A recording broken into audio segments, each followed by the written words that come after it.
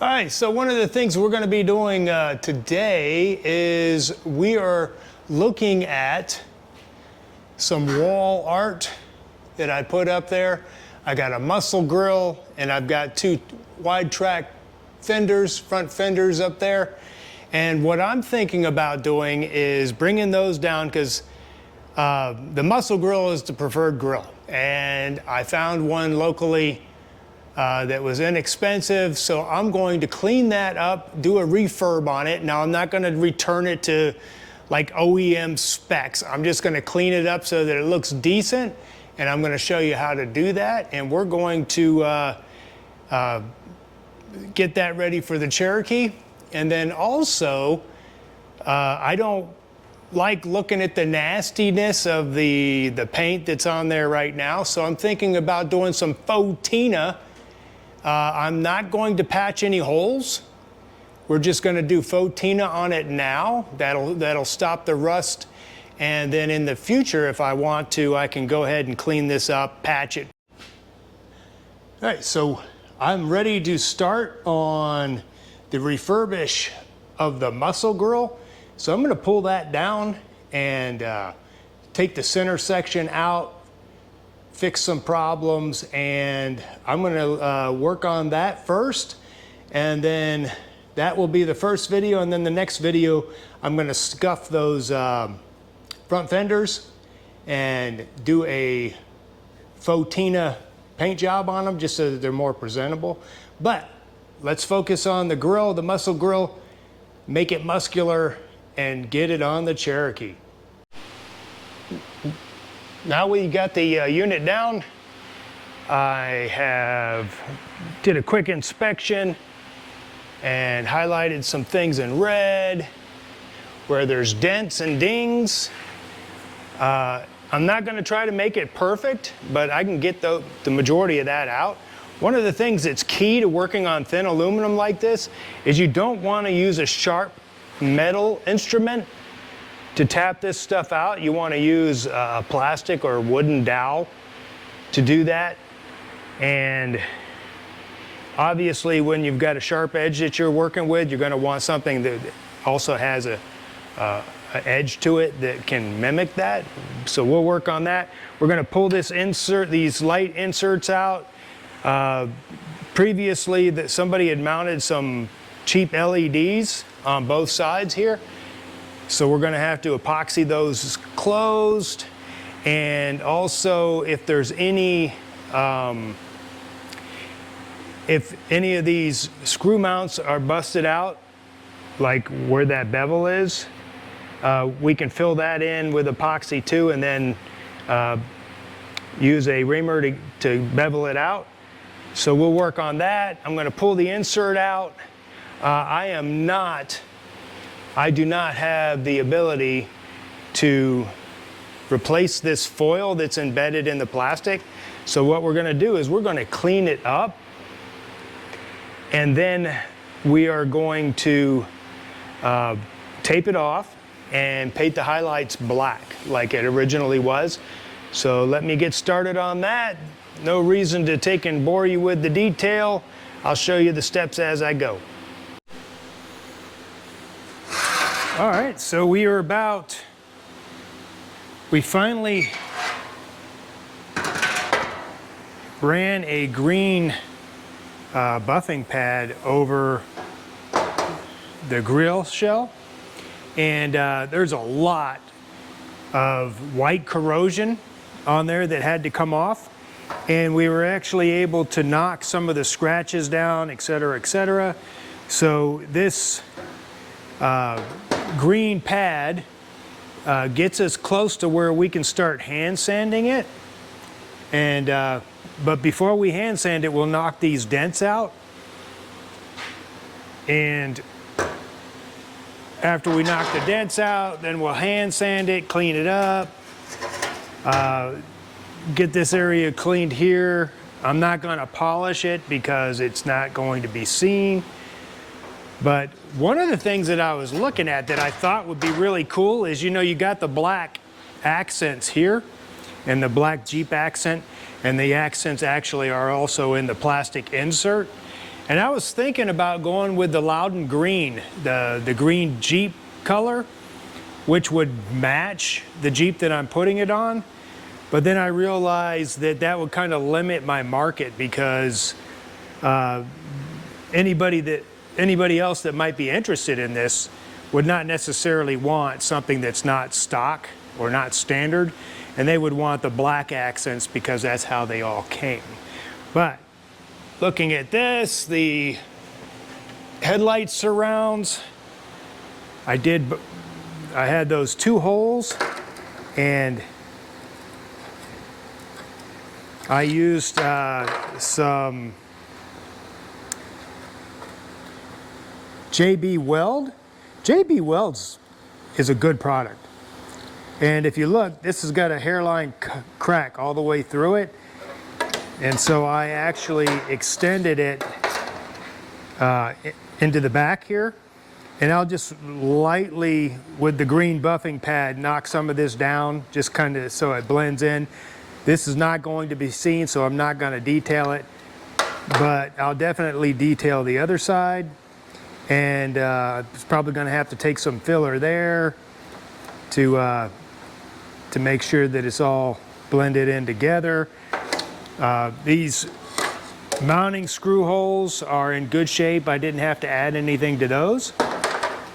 So I'll keep working on this, and then we'll go through the insert. The insert's going to be more detailed work because I'm going to have to tape off all the chrome and then paint those things that and paint everything that's not chrome. So that's going to take some more time and some more work. So I'm going to keep working on this, get it close to where I can start sanding it. And I'm thinking about using a paint pen to run in here. And then once everything's done, I'll use some clear coat on there to lock it all in, or to seal it all in. All right, so this is the finish of the scuffing, no polishing, but basically getting all the corrosion off, patching that holes, and wiping it all down. I also knocked the dent out here. This one's about 85% done.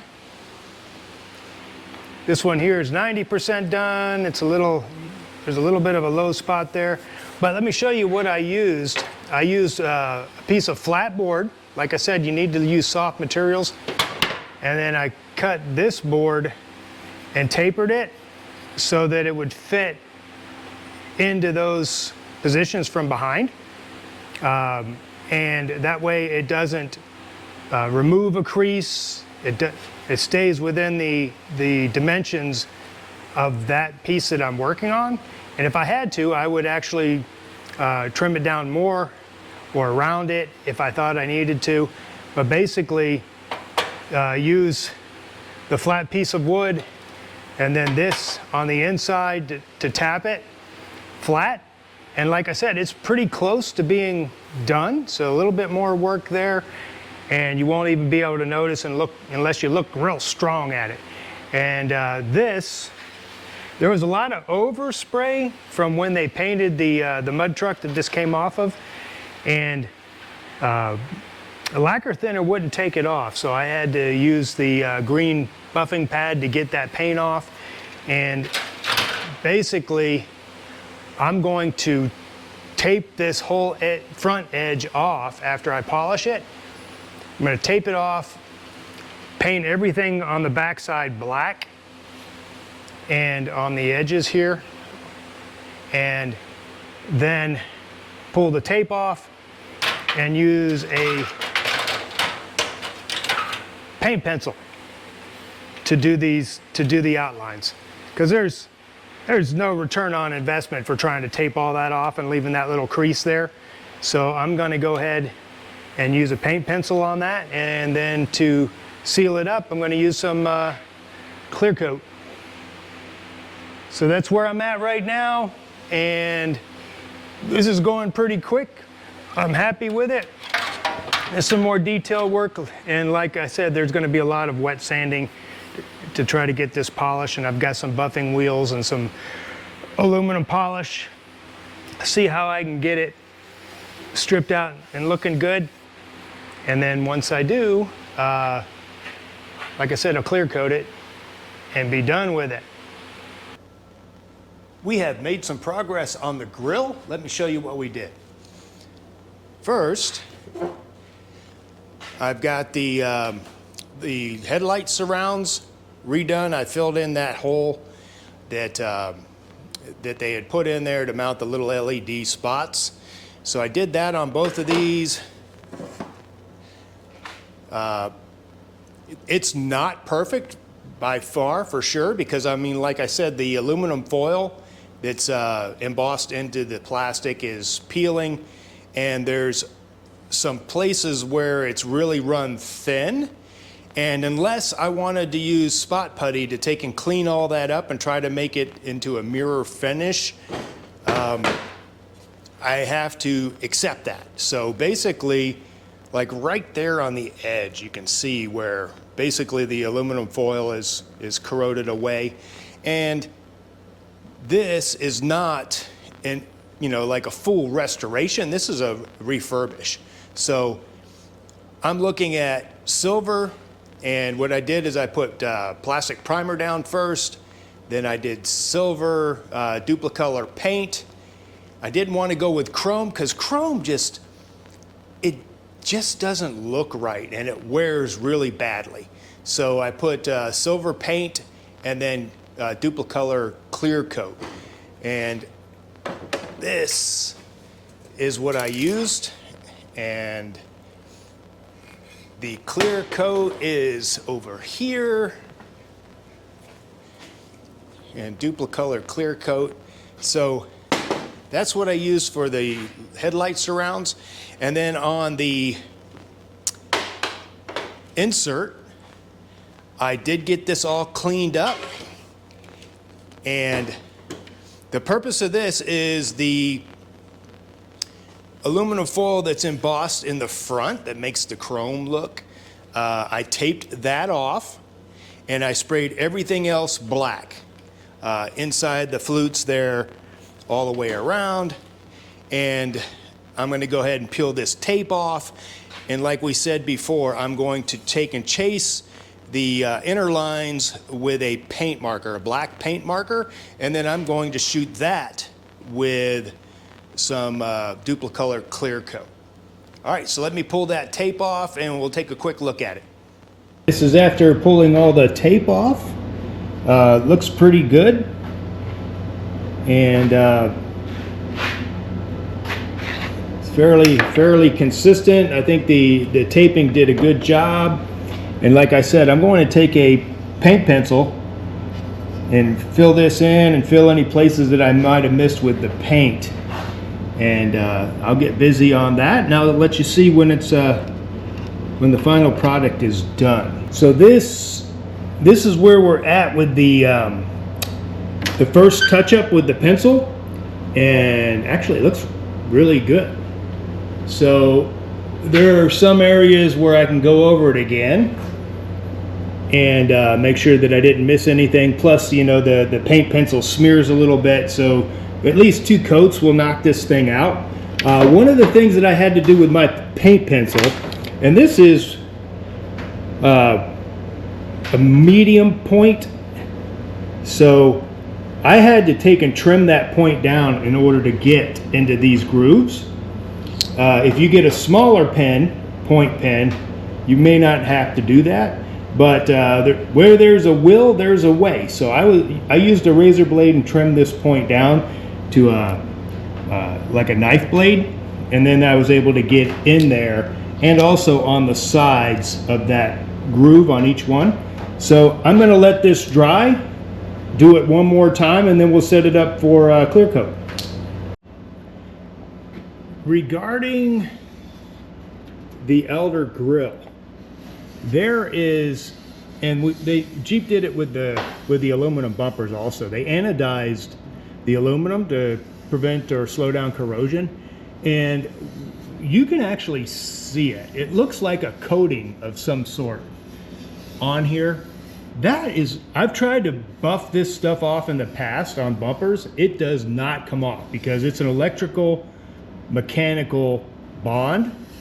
So we're going to clean this up slightly, not necessarily to get the anodizing off and the discoloration, but to blend in some of the heavier scratches. And then I'm going to use the aluminum polish and see how consistent I can make it. But this is one of those things that, hey, unless you want to dip this thing and strip the anodizing off of it and re-anodize it, you're going to have to deal with this. All right, so now we've got the insert hanging. I just sprayed the first coat of clear on there. I'm gonna let it set. Like I said, it's not perfect. I mean, there's parts of that aluminum foil that is wearing through, etc. There's nicks and dings. But yeah, I mean, it's gonna look pretty sharp when we get done. Let's move on to the grill itself and see if we can polish up some of that aluminum. Let me show you this. I basically got to the point where I'm done. I basically polished all this down. I proved the fact that the anodizing can't be taken off because it changes colors when you do. So every place that I tried to take the scratches out, took the anodizing off. And the anodizing is not as shiny, or the aluminum is not as shiny as the anodizing. So that's something that you'll have to consider. I recommend if you don't have a lot of scratches, just go ahead and leave it and don't try to buff those scratches out because you'll have to take the anodizing off to do it. But I use the touch-up pen, the Sharpie, and ran my outline around and painted the Jeep logo in there. So like I said, this is not a factory original part or restoration, but this is, I would say this is probably a 80% restoration. Everything gets refurbished, cleaned up, looks good, doesn't look brand new. Hopefully you don't expect it to, but it is presentable. I mean, it looks presentable. I mean, you can put this on a truck and it's going to be nice. Or like in my case, a Cherokee. It's going to be nice. It's a lot better than it was, and that was the goal.